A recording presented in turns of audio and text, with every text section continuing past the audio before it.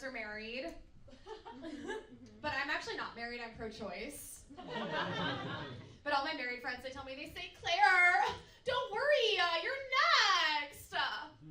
And I'm like, that's what serial killers say. But I do go to a ton of weddings. I was at this wedding for a family friend, and my cousin happened to be there. And you guys, I cannot stand my cousin, okay? He thinks he's so cool because he was in the Air Force.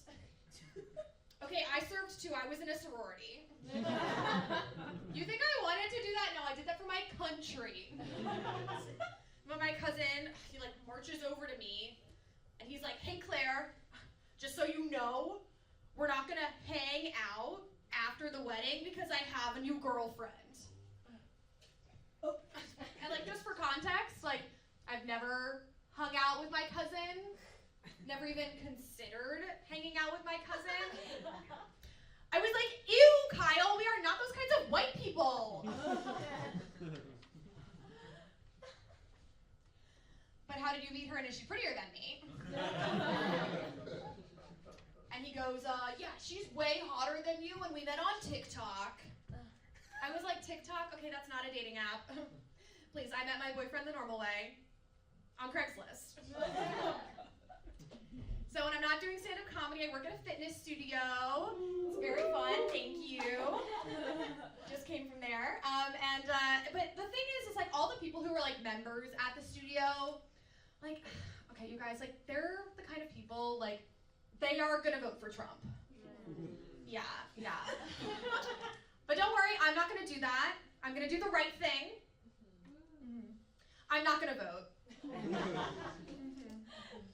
But I do really love working at the fitness studio. I get to take classes for free. I don't need a membership. I get all the perks without any of the commitments. So basically, I'm a fuckboy. But one of the classes that I do love to take is Pilates. Has anyone here taken a Pilates class? Yeah? Then you might know. Pilates is a workout class for women with body dysmorphia. And if you don't know what body dysmorphia is, don't brag about it. Okay, some of us aren't that lucky. But honestly, I gotta tell you, Pilates wasn't really giving me like the weight loss goals I was looking for. So I decided to go with a classic diet method, a breakup. And if you're like, Claire, I'm not strong enough for that routine. Look, I promise you are. Here's what you do. All you have to do is lay in your bed all day. It's like, honestly, don't even try keto. Don't do that. Just grieve someone who's still alive. But you guys, it is working because right now I fit into my prom dress. So thank you. But I am a newly single girl. What are those called again? Oh, a slut. So I did download the dating apps, and you guys, I already want to get back with my ex. The dating apps, like Hinge is a lot like going to the DMV. You fill out a bunch of paperwork and no one answers your questions.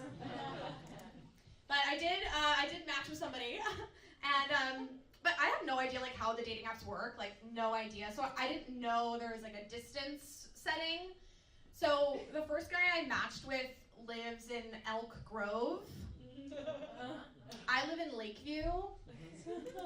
I was like, Claire, what do you think you're doing? You couldn't make it work with a guy who lived in West Loop. But you know, it was never gonna work with that guy because, you know, like this guy had been backpacking in Cambodia, but I was still the most interesting person he had ever met. He was like, can I see some of your stand-up routine? And I was like, you can buy a ticket. Support women in STEM, okay? My ex is Indian, and so now I'm starting to date white guys again. And dating white guys it's a lot like taking vitamins. Like my grandma says it's good for me, but I always choke when I swallow. Always. So gross, oh my god. And that's something I am having to relearn is everything about astrology. You know, as a white woman, it's part of the contract. And so here's what I've learned so far about astrology. If you are afraid of the dark, you're a Leo. If you're afraid of snakes, you're a Gemini. And if you're afraid of commitment, you're my ex-boyfriend. I broke up with him, don't worry you guys. Heartbreaker over here. Okay. So I've been actually like kind of reviewing my dating past, like my dating history, just to like, you know, find my patterns. And I was talking to my friends about pet names, like, you know, sweetie, honey, that kind of stuff. And I remembered the first guy I ever dated when I moved to Chicago. His name was Colin. I was 22, he was 25, older. And we were coworkers. And on our first date, he told me he had this girlfriend that died in a car accident. And I was like, wow, I'm gonna teach this guy how to love again. So after the date, I go back with him, obviously, to his house. And we go to his room, and his room is covered with pictures of the dead girlfriend. There's like one next to her bed, or there's like a picture of her next to his bed. There's like her obituary is framed on the wall. And like I hadn't seen an episode of Sex and the City yet, so I didn't know what I was getting into. But anyway, so we do have sex.